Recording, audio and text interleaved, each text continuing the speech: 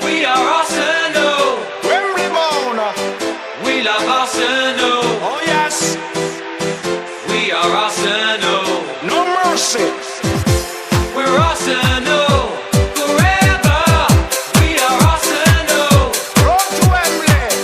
We love Arsenal. Oh yes. We are Arsenal. Can't stop us. We're Arsenal. Forever. ሰላም እንደምን አላችሁልን? ክቡራን የመድፈኞቹ ቤተሰቦች አርሰናል ኢንፎ ወደ እናንተ መደመጡን ጀምሯል። በእንግሊዝ ፕሪሚየር ሊግ የሰባተኛ ሳምንት መርሃ ግብር በኤምሬትስ አርሰናል ዌስትሃምን አስተናግዶ 2-0 ማሸነፍ ችሏል። ሁለት ጎል ክሊን ሺት፣ ቡካዮ ሳካ 100ኛ ጎል ተሳትፎ፣ ሚኬል አርቴታ 300ኛ የፕሪሚየር ሊግ በማኔጀሪያል አርሰናል እየመራ ያከናወነው ጨዋታ ነበር። የተለየ ጨዋታ ነበር፣ ግን ጨዋታውን ከሁሉም የተለየ የሚያደርገው አርሰናል ወደ ሊጉ መሪነት መምጣቱ ነው። በስታንፎርድ ብሪጅ ቼልሲ ሊቨርፑል 2-0 ማሸነፍ ችሏል። ሊቨርፑል በተከታታይ ሁለት የፕሪሚየር ሊግ ጨዋታዎች ከ90 ደቂቃ በኋላ ጎሎች ተቆጥሮበታል። ያለፉት 5 እና 6 የፕሪሚየር ሊግ 5 ጨዋታዎች የፕሪሚየር ሊግ ከ90 እና ከ88ኛው ደቂቃ በኋላ ያስቆጠረ ጨዋታዎችን ሲያሸንፍ ሊቨርፑልን ተመልክተን ነበረ። አሁን ደግሞ በተከታታይ 2 ሳምንታት በክሪስታል ፓላስ እንዲሁም ደግሞ በቼልሲ ከ90 ደቂቃ በኋላ ጎሎች ተቆጥሮበት ተሸንፏል። የሊቨርፑልን ሽንፈት ተከትሎ አርሰናል ወደ ሊጉ መሪነት መጥቷል። ገና በሰባተኛው ሳምንት ማለት ነው። ብዙ ሀሳቦችን ከእናንተ ጋር የተቀያየርን እንቆያለን። ስለምታደምጡን ቆይታችሁን ከኛ ጋር ስለምታደርጉ ከልብ እናመሰግናለን። ፕሪማች ሪቪው ላይ ስንሰራ አርብ ለታ ማለት ነው የጨዋታ ሐሙስ ምሽት ለአርብ ማለት ነው የጨዋታ ግምቶቻችሁን እንድታስቀምጡልን፣ ትክክለኛ ግምት ላስቀምጣችሁ ደግሞ ስማችሁን በፖስት ማች ሪቪው ላይ እንደማነሳ ገልጬ ነበር። ወደ 6 እና 7 የሚሆኑ አድማጮቻችን በትክክል የጨዋታ ግምቶችን ማግኘት ችሏል። ከ80 በላይ ሙከራዎች ነበሩ፣ የተለያዩ ግምቶች ማለት ነው። አብርሃም አበበ በትክክል መገመት ችሏል። ተስፋ አሚር ከጎንደር፣ አለሙ መርጉ ከቡታጀራ፣ ከድር ከቻይና፣ ሰሚር ከሚልቦርን፣ ይልቃል ከአዴት፣ አጼ ተስፋ ማርያም እንዲሁ ከዚህ ከአዲስ አበባ ይመስለኛል በትክክል 2-0 ግምት ማግኘት ችሏል። ግምታችሁን ስላስቀመጣችሁ ስለተሳካላችሁ እንኳን ደስ አላችሁ ማለት እወዳለሁ። አብራችሁን ስለምትቀጥሉ ስለምታደምጡን ከልብ አመሰግናለሁ። አዳዲስ አድማጮቻችሁን የምትገኙት አርሰናል ኢንፎ ላይ ነውና ሰብስክራይብ ማድረጋችሁ አይለይ። እንደም ሁሌ ቤተሰቡ ናችሁ የምታደምጡን ደግሞ ስለ ጨዋታው የኮሜንት መስጫው ባር ላይ እናንተን ይጠብቃል። ሀሳብ አስተያየቶቻችሁን ስጡን። የእናንተ ማን ኦፍ ዘ ማች ማን ነበረ?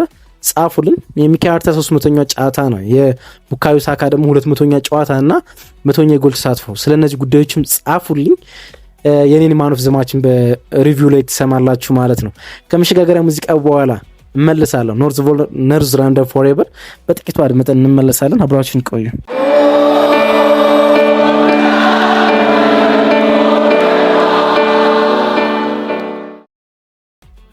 አርሰናል ወደ ቴብሉ አናት ላይ ገና በሰባተኛ ሳምንት መምጣት ችሏል።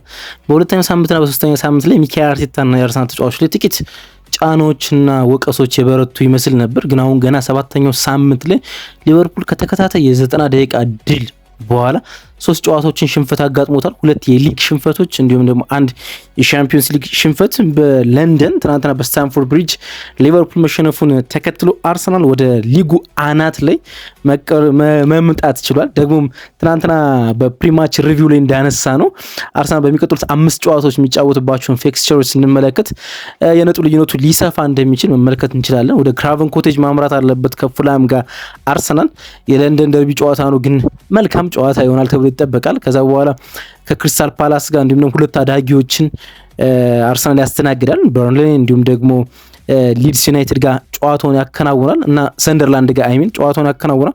እነዛ ጨዋታዎች ስንመለከት አርሰናል ወደ ሊጉ አናት መምጣት ላይ ብቻ ሳይሆን በሊጉ ላይ አናት ላይ ሊቆይ እንደሚችል ነገሮች ይጠቁማሉ ማለት ነው። በጣም ድንቅ ጨዋታ ነበር። ፍጹም ኮንትሮል የሆነ ጨዋታ ከሚኬል አርቴታ እቅድ ውጭ ያልሆነ እያንዳንዱ ነገር ውስጥ እንደ ቼዝ በሚኬል አርቴታ አጫወት ውስጥ ያለፈ ጨዋታ ነው። ከላይን አፕ እንጀምርና እንደ ሁሉ እያንዳንዱ ጉዳዮች ያነሳን እንቀጥል። ዴቪድ ራያ በድጋሚ የአርሰናል ግብ ጠባቂ ነበረ። የዚህ ውድድር ዓመት ሌላኛውን ክሊን ሺት ማስመዝገብ ችሏል። በጨዋታው ላይ ዩሪያን ቲምበር እና ካላፊዮሪ ሁለቱ የአርሰናል ፉልባኮች ነበሩ። ዊሊያም ሳሊባ እና ገብርኤል ማጋለሽ ከፕሪሚየር ሊጉ በጣም አስደናቂ የመሀል አማካኝ ጥምረቶች እንዳንዱ። ያልተጠበቀው የላይን አፕ ቦታ ይሄኛው ነው። ራይስ ብቻውን ዙቢሜንዲ ውጭ ጨዋታውን ሲጀምር ተመለከትን። ይሄኛው ውድድር አመት ከጀመረ በኋላ ዙቢሜንዲ ወደ ተጠባባቂ ቦታ ላይ ሲያርፍ ለመጀመሪያ ጊዜ ነው የሚሆነው። አርሰናል በሁለት አድቫንስ 8 ቁጥሮች በማርቲን ኦዲጋርድ እና ኤብሪች ኢዜ ጨዋታውን ጀመረ። ቡካዮ ሳካ፣ ቪክቶር ዮኬሬሽ እና ሊያንድሮ ትሮሳርድ ደግሞ የአርሰናል የፊት መስመር ተጫዋቾች ነበሩ። ቡካዮ ሳካ ይሄኛው ጨዋታ 200ኛ የሊግ ጨዋታው ነው በአርሰናል ማሊያ ሲያደርግ ማለት ነው። የተለያዩ ቁጥሮች አሉ፣ ወደ ኋላ መለስ ብዬ ማነሳቸው ይሆናል። ጨዋታው እንደዚህ በላይናፕ ሲጀምር እንዴት አይነት መልክ ይኖረዋል የሚለው ኢንተረስቲንግ ጉዳይ ነበር። ምክንያቱም ራይስ ብቻውን ሲቆም በቢልድ አፕ አርሰናል ለመውጣት ሁለት አማካኞችን ሁልጊዜም ስለሚጠቀም እንዴት አይነት መልክ ይኖረዋል የሚለው ሲጠበቅ ነበረ። ጨዋታው ሲጀምር የአርሰናል አጫወት ወደ 4-1-4-1 ሁለቱ 8 ቁጥሮች ኤብሪች ኢዜ እና ማርቲን ኦዲጋርድ ሲበዛ አድቫንስ ሆኑ። ግን ደግሞ ራይስ ብቻውን እንዳይሆን ሪካርዶ ካላፊዮሪ ወደሚታወቅበት የ8 ቁጥር ሚና ሳይሆን ወይም ደግሞ አድቫንስ ሆኖ ሲያጠቃ አይደለም እናውቀው ሪካርዶ ካላፊዮሪ እንደዛ ሲሆን ኢንቨርት አድርጎ ሉዊስ ማይል ስኬሊ እንደሚጫወተው ወደ መሀል ሲገባ ተመለከት ነው ማለት ነው። በዚህኛው አጫወት ኢዜ መሀል ላይ ከረጅሙ ሰዓት የሚያሳልፈው ከራይስ ጋር ይሆናል።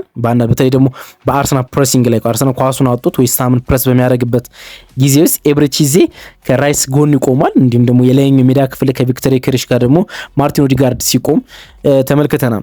የጨዋታው የመጀመሪያ ደቂቃዎች ነው እንግዲህ የመጀመሪያ 15 ደቂቃዎች አርሰናል 6 ሙከራዎችን ማድረግ ይቻላል። በፍጥነት ጨዋታውን እንደጀመረው የሚያሳይ ይመስለኛል። የመጀመሪያዎቹ እንቅስቃሴዎች በጣም ፈጣን ናቸው። ጆን ብሩክስ ከቀኝ ወደ ግራ ቶሎ የመሃል ዳኛው መሮጥ ነበረበት። ከ15 ደቂቃ በኋላ ነበር አርሰናል የጨዋታውን ፍሉዲቲ እየቀነሰ ወል ኮንትሮልድ ለማድረግ ጨዋታውን ሲሞክር የተመለከት ነው። አራተኛው ደቂቃ ላይ የቲምበር ሙከራ አለ። ኦልሞስት 1v1 ማለት ይቻላል ከበረኛ አሮይላ ጋር 1v1 አይደለም ግን የተጠጋ ነበር። የኦዲ እና ዮኬሬሽ 1-1 ቅብብል በኋላ ኦዲ በስሩ ፓስ ቲምበርን አገኘው። ቲምበር ያን ኳስ ሳይጠቀምበት ቀረ ወይም ደግሞ ኳሱ በረኛው አሪዮላ ሲመለሰው ተመለከትን። ይሄኛው ኢንሲደንት የመጀመሪያው 12ኛው ደቂቃ ላይ ግን አርሰናል ጎል ማግኘት ነበረበት። ኤብሪች ኢዜ የሳተው ማለት ይቻላል ከሞከረው ከማለት ማለት ነው። ማስቆጠር የሚጠበቅበት ይመስለኝ ነበር ኤብሪች ኢዜ። በዚህኛው አጋጣሚ ላይ ሳሊባ፣ ኦዲጋርድ በጣም ጥሩ እንቅስቃሴ ያደረጉ። ከዛ በኋላ ቡካዮ በጣም ቆንጆ ከት ፓስ ወደ ዩኬሬሽ ተጫወተ። ዩኬሬሽ ኳሱ ማግኘት አልቻለም።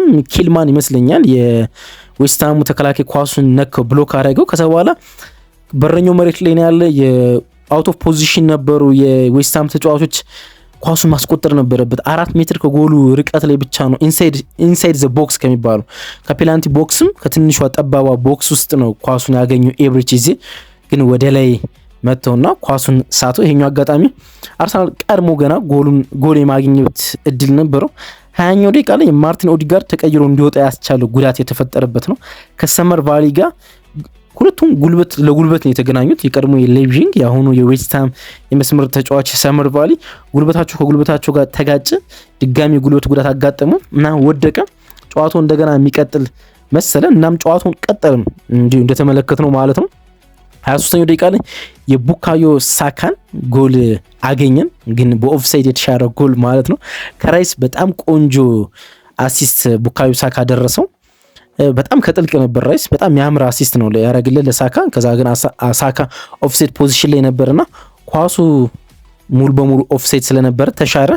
29ኛው ደቂቃ ላይ ማርቲን ኦዲጋርድ ጨዋታውን መጨረስ አክቶት ወጣ በማርቲን ዙቢሜንዲ። ከጨዋታው መጠናቀቅ በኋላ ሚካኤል አርቴታ ከጋዜጠኞች ጋር በነበረው ቆይታ ላይ በድጋሚ ማርቲን ኦዲጋርድ ጉዳት አጋጥሞታል። እናም በተመሳሳይ ጉልበቱ ላይ ያጋጠመው ፊቱ ላይ ማንበብ በቻልኩት ነገር ጉዳቱ ቀላል እንዳልሆነ መመልከት እችላለሁ፣ ግን የምርመራ ውጤቶችን መመልከት አለብን ሲል ነው ሚካኤል አርቴታ መግለጽ የቻለው። ዙቢሜንዲ 29ኛው ደቂቃ ላይ ገባ። የዙቢሜንዲ መግባት የአርሰናል አጫወት የፎርም ለውጥ አረገ። ከ4-1-4-1 ወደ 4-2-3-1 ዙቢሜንዲ ከራይስ ጎን እንዲሁም ኤብሪች ኢዜ ከ8 ቁጥር ወደ ሴንትራል ናምበር 10 ሲቀየር ተመለከት ነው። የማርቲን ኦዲጋርድ ጉዳት ግን 3 ተከታታይ ጨዋታዎችን በጉዳት የወጣ በፕሪሚየር ሊጉ ታሪክ የመጀመሪያው ተጫዋች ሆኗል። ከረፍት በፊት በ3 ተከታታይ ጨዋታዎች ውስጥ ተቀይሮ የወጣ በጉዳት ምክንያት ማለት ነው። በፕሪሚየር ሊጉ ታሪክ ውስጥ የመጀመሪያው ተጫዋች ሆኖ ተመለከት ነው ማለት ነው። 32ኛው ደቂቃ አካባቢ ላይ የዩኬሬሽ ደካማ ሄዲንግ አጠቃቀም ተመልክተናል። ዩኬሬሽ 5ኛ ጨዋታ ጎል ሳያስቆጥር ነበር ወደዚህኛው ጨዋታ የመጣ። 6ኛ ተከታታይ ጨዋታውን ለአርሰናል ጎል ማስቆጠር አልቻለም። ጥቂት ጫናዎች ወደሱ እየመጡ ይመስላሉ። ደግሞ ሚዲያዎች ብዙ ሊተቿቸው የሚገቡ ተጫዋቾች ቢኖሩም ወደሱ ፎከስ ያደረጉ ይመስላል። ፍሎሪያን ቨርትዝ የ130 ሚሊዮን ዩሮ ተጫዋች ነው። ብዙ ሚዲያዎች ጫና ያደረጉበት አይገኝም። ግን ቪክቶር ዮኬሬሽ 3 ጎሎች አሉት በፕሪሚየር ሊጉ። ግን አሁን የሚዲያው ጫና ወደሱ የመጣ ይመስላል።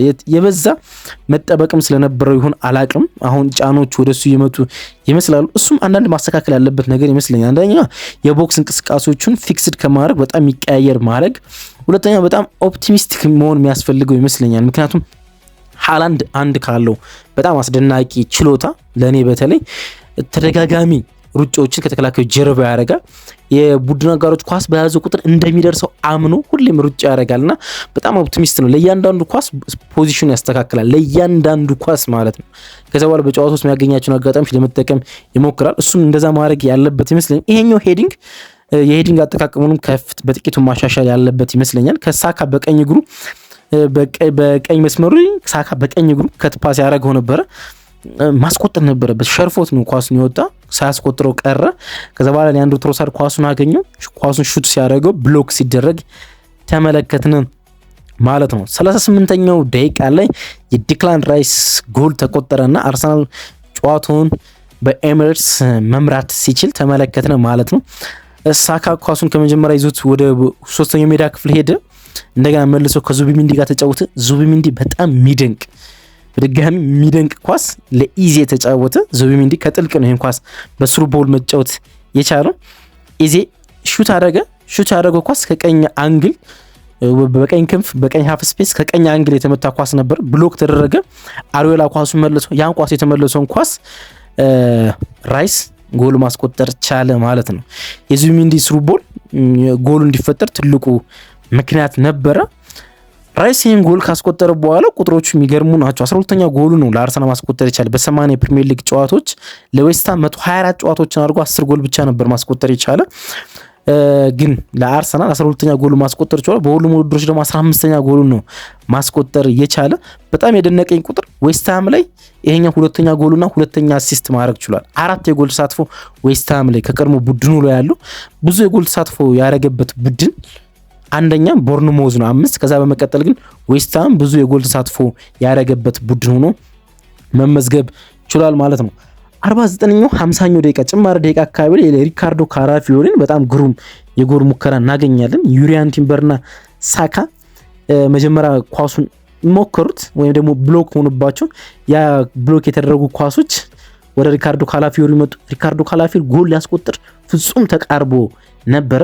በላም በኢንች ነው ስፔስ ነው ኳሱ ሲወጣ እየተመለከተ ነው። የመጀመሪያው አጋማሽ በዚህ መልክ ተጠናቀቀ። ሁለተኛው አጋማሽ እንደተጀመረ 47ኛው ደቂቃ አካባቢ አይ ቲንክ ካልተሳሳቱ የፔናልቲ ኢንሲደንት ነበረ። ዳኛው ለመመልከት ጆን ብሩክስ የቫር ጥያቄ ለምን እንዳላነሱ፣ የቫር ዳኛው ማይክል ኦሊቨር ለምን በቫር ለመመልከት በድጋሚ እንዳልወሰኑ አላቅም። ማርቮፋኖስ የቀድሞ የአርሰናል ተጫዋች ከዛ በኋላ ወደ ስቱትጋርት ጀርመን አቅንቶ ከዛ በኋላ ወደ ዌስትሃም የመጣውና በአርሰን ቬንገር በጣም ተወዳጅ ከነበሩ ተጫዋች አንዱ ማርቮፋኖስ የእጅ እንቅስቃሴ ነበረው እና ዳኛው ግን ሊመለከት አልወዱም። ከዛ አስቀድሞ የመጀመሪያው አጋማሽን ቪክቶር ዮኬሬሽን የመታበት ኢንሲደንት ነበረ በቫር ያልታየና 2-3 ኢንሲደንት ነበረው እንደዚህ በቫር መታየት የነበረበት። ማርቮፋኖስ ሳይሆን ኪልማን ነበረ በቫር በቪክቶር ዮኬሬሽን የገጨው። እርግጥ ማርቮፋኖስ ደግሞ የእጅ እንቅስቃሴ ነበረው።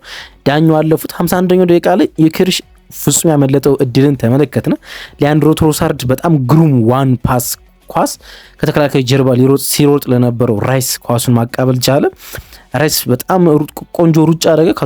በአንድ ኳስ ወገቡን አስተካክሎ ከትፓስ ተጫወተ ለቪክቶር ዮኬሬሽ። ቪክቶር ዮኬሬሽ ተንሸራተተ፣ ግን ኳሱን ማግኘት አልቻለም። ጥሩ ነበር የተንሸራተቱ፣ ግን ኳሱን መንካት ብቻ ነበር የሚጠበቅበት። ታይሚንጉ ልክ አልነበረምና ኳሱ አመልጠው። 67ኛው ደቂቃ ላይ የቡካዮ ሳካን የፍጹም ቅጣት ምት ጎል ነው የምናገኘው። የዙቢሚንዲ የሚገርም ዴሊቨሪ። ከዛ በኋላ ዩሪያን ቲምበር ኳሱን ይዞት ወደ ቦክስ ሊገባ ስል በዲዮፍ ተጣለ። ከቦክሱ ጫፍ ይመስል ነበረ፣ ግን ውስጥ ነው። ኳሱን አብረን ስንመለከት ከነበሩ ሰዎች ጋር ጥቂት ስንወያይ ነበረ። ውስጥ ነው ውጭ እያለ ውጭ ይመስል ነበረ እና በቫር ኳሱ የሚሻር መስሎ ነበር። ከዛ በኋላ ከቫር እይቶች በኋላ ውስጥ ነበር፣ የፍጹም ቅጣት ምቱ ውስጥ ነበረ ጥፋቱ የተፈጸመ። እሱኛው የሚገርም እንቅስቃሴ ወይም የሚገርም አጋጣሚ ነበር፣ ግን ዴሊቨሪው ማድነቅ አለብን። የዙቢሚንዲ ዴሊቨሪ የሚደንቅ ነበረ። ሳካ ፍጹም ቅጣት ምቱን መታ። የአርሰናል ፍጹም ቅጣት ምት የተቀየረ መስሎ የነበረ እርግጥ ተቀይሯል። ቪክተር ዮኬሬሽ ሆኗል። የሳካ 100ኛ የጎል ተሳትፎ ስለሆነ ይመስለኛል ኳሱን ሲመታ የተመለከት ነው። ጎሉ ላይ እንቆይና ጥቂት ብንነጋገር ደስ ይለኛል። ቡካዮ ሳካም በተቃራኒ አቅጣጫ ነው ከአሪዮላ ጎሉን ያስቆጠረው።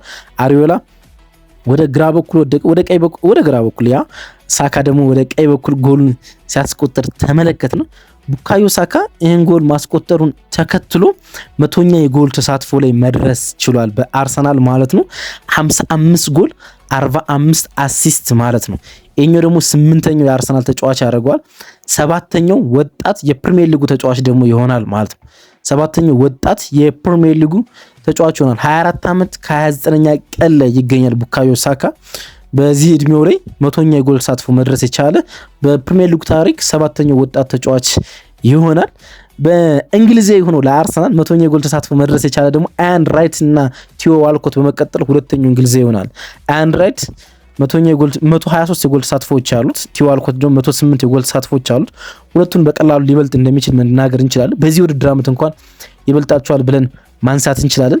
በአርሰናል ማሊያ ደግሞ አጠቃላይ ማለት ነው። በአርሰናል ማሊያ ደግሞ ይሄኛው የጎል ተሳትፎ 8ኛው ተጫዋች ያደርገዋል። ቴሪ ዳንኤል ኦነሪ 249 የጎል ተሳትፎዎች አሉት። 175 ጎልና 74 አሲስት። ዴኒስ ቤርካፕ 87 ጎልና 94 አሲስት በድምሩ 181 የጎል ተሳትፎ። ሮን ቫን ፐርሲ 135 የጎል ተሳትፎ። አያን ራይት 123 የጎል ተሳትፎ። ቲዮ ዋልኮት 108 የጎል ተሳትፎ። ፍራንሲስ ፋብሪጋስ 105 የጎል ተሳትፎ። ሮበርት ፔሬዝ 103 የጎል ተሳትፎ። ቡካዮ ሳካ 100 የጎል ተሳትፎ ደርሷል ማለት ነው። በእድሜ የሚበልጠው ከአርሰናል ተጫዋቾች ፍራንሲስ ፋብሪጋስ ብቻ ነው በእድሜ የሚበልጠው ማለት ነው። የሚበልጠው ስል በከፍታ ሲሆን ዝቅ በማለት ነው። ሴስ ፋብሪጋስ በ23 ዓመት ከ237 ቀናት ላይ ነበር 100 የጎል ተሳትፎች መድረስ የቻሉ። ቡካዮ ደግሞ በ24 ዓመት ከ29 ጎል ላይ ከ29 ቀን ላይ 100ኛ የጎል ተሳትፎ መድረስ ችሏል። 200ኛ የፕሪሚየር ሊግ ጨዋታውም ጭምር ነው ይሄኛው ጨዋታ እንደምናውቀው ማለት ነው። 200ኛ የፕሪሚየር ሊግ ጨዋታው ነው። የሚደንቅ ይመስለኛል። ጃንዋሪ 2019 ጀምሮ በኡናይ ኤምሬ መጫወት ከጀመረ በኋላ እና በሚኬል አርቴታ የመጀመሪያ ተመራጭ መሆን ከቻለበት ጊዜ ጀምሮ 200ኛ የፕሪሚየር ሊግ ጨዋታ ማድረግ ችሏል። የሚደንቅ ቁጥር ነው ለቡካዮ ሳካ። ትናንትና ትልልቅ ማይልስቶኖች ነበሩት በአርሰናል ማሊያ ማለት ይቻላል። የሚገርም ነው። ከዚህ አጋጣሚ ወይም ደግሞ ከዚህ ምክንያት አንጻር ይመስለኛል ፍጹም ቅጣት ምቱ እንዲመተው ቪክተር ዮኬሬሽ የፈቀደለት። 74ኛው ደቂቃ ላይ ኢተን ንዋኔሪ በሊያንድሮ ትሮሳርድ ተቀየረ። እንዲሁም ደግሞ ሉዊስ ማይልስ ኬሊ በሪካርዶ ካላፊዮሪ ተቀየረ። ይሄኛው ቅያሪ አንዳንድ የአቋቋም ለውጦችን አረገ። ኢዜ ከ10 ቁጥር ወደ መስመር ትሮሳርድ በነበረበት የግራ መስመር ላይ እንዲጫወት አስቻለ። እንዲሁም ደግሞ አርሰናል 8 እና 10 ቁጥር ደግሞ ኢተን ንዋኔሪ ሆኖ ሲጫወት ተመለከትን። ይሄኛው አጫወት ግን 4 ደቂቃዎች ብቻ ነው የቆየ። ምክንያቱም 77ኛው ደቂቃ ላይ ራይስ ጉዳት አጋጠሙ፣ የጀርባ ጉዳት። እናም በሜሪኖ ተቀይሮ ሲወጣ ተመለከትን። ማክስ ኪልማን ጋር ቻለንጅ ከተደራረጉ በኋላ ነው ጉዳቱ ያስተናገደው። ሚኬል አርቴታ ከጨዋታው በኋላ ስለዚህ ጉዳይ ተጠይቆ ነበርና ያልተለመደ እንደሆነ ተናግሯል። ራይስ ከወገብ ህመም ጋር እየታገለ ነበረ። እናም እንዲቀየር ጠየቀን። እናም ይህ እንግዳ ነገር ነበረ። ራይስ በጨዋታው ውስጥ እንዲቀየር ከጠየቀ በጣም ተሰምቶታል ማለት ነው። እና የጉዳቱ መጠን ምን ያህል እንደሆነ ባላቅም ራይስ ግን በጨዋታው ውስጥ ቀይሩኝ የማለት ልምድ የለውም እና ይበልጥ ወይንም ከባድ ጉዳት ባይሆን ኖሮ ይህን ነገር ላይ ጠይቅ ይችላል ሲል ነው መናገር ይቻላል። የጀርባ ጉዳት ያጋጠመው ምርመራዎች ማድረግ ያለበት የሚኬል ሜሪኖ ወደ ሜዳ መግባቱን ተከትሎ አብሮም ኢዜ ወጥቶ ማርቲኔሊ ወደ ሜዳ ሲገባ ተመልክተነዋል። የሜሪኖ ቅያሬ በተከናወነ በ3ኛው ደቂቃ ላይ ሜሪኖ ሙከራ ሲያደርግ ተመልክተነዋል። ከኮርና ሳካ ያሻማው ኳስ ኪልማን ብሎክ ያደረገውን ኳስ ሜሪኖ ጋር ደረሰ። ሜሪኖ ኳሱን መጥቶ እንደገና በድጋሚ ኪልማን ብሎክ አደረገው እንጂ ጎል ላይ የመድረስ እድሉ ወይም ጎል የመሆን እድሉ ሰፊ ነበረ። ዌስትሃም ከዛ በኋላ ወደ ጨዋታው ለመመለስ ሞከረ፣ ግን አልቻለም። በጨዋታው ውስጥ ትልቁን የጎል እድላቸውን መፍጠር የቻሉት በካርሊ ማርሻል አማካኝነት 92ኛው ደቂቃ ላይ ነው። ያልኳችሁ 92ኛው ደቂቃ ላይ ነው ትልቁን የጎል እድላቸውን። ከኮርና የተሻማ ኳስ ነው። ያን ኳስ ፓኬታ ከኮርና ሻማው ፋር ፖስት ላይ ቆሞ የነበረው ማርሻል ኳሱን ገጨው። ይሄኛው ትልቁ የጎል እድላቸው ሆኖ ተመልክተናል ማለት ነው። በጨዋታው አጠቃላይ 76% የኳስ ቁጥር አርሰናል ነበረው። ከፍ ያለ ቁጥር ነው። በጣም ከፍ ያለ ቁጥር ነው። ጨዋታውን በፍጥነት ጀመረው።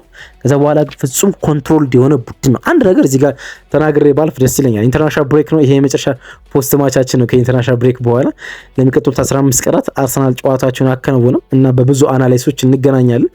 የሊቨርፑል እና የሲቲ ጋር አርሰናል ያከናወናቸውን ጨዋታዎች መልክ ይመስል ነበረ። የትናንትናው ምሽት ጨዋታ ፍጹም ኮንትሮልድ ነበር እና ሚኬል አርቴታ ቲም ሴሌክሽኑ ምንም ይሁን ሚኬል ሜሪኖ ገባም ኢዜና ኦዲጋርድ ተሰልፉም ኮንትሮል የሆነ ጨዋታ ግን እንደሚመርጥ የሚያሳይ ይመስለኛል እና ሚኬል ሜሪኖ ስለገባ ብቻ አይደለም የአርሰናል የጎል ሙከሮች የሚቀንሱት።